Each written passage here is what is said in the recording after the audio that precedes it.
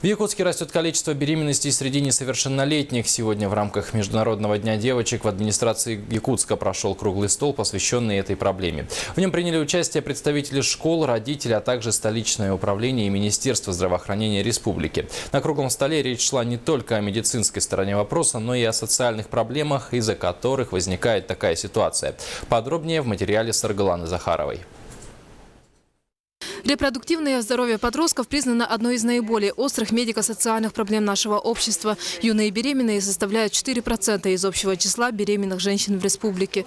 Такая статистика заставляет задуматься, что становится причиной ранней беременности. Врачи отмечают, чаще всего к такому результату приводит безграмотность девушек. Девочек надо воспитывать в семье, с раннего детства их приучать, то есть проводить нравственное воспитание. Институт семьи у нас должен быть, у нас мода должна быть на здоровье, отказ от вредных привычек. И тут напрямую я хочу сказать, что это, скорее всего, взаимосвязано с вредными привычками. Другая причина употребления алкоголя. Статистика показывает, что первый половой опыт у подростков наиболее часто происходит в состоянии алкогольного опьянения. В случае возникновения беременности это может стать причиной многих патологий у ребенка.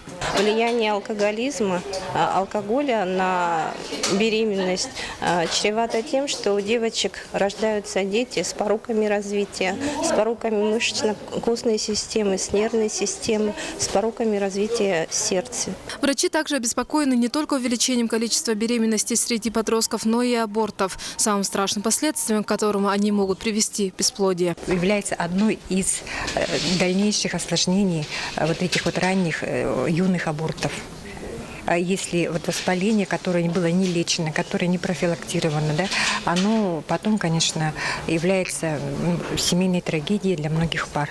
Подростковая беременность в первую очередь социальная проблема. По итогам круглого стола участники приняли резолюцию, в которую вошли предложения об усилении профилактической работы с несовершеннолетними и пропаганды здорового образа жизни. Саргалана Захарова, Василий Слепцов, НВК Саха, Якутск.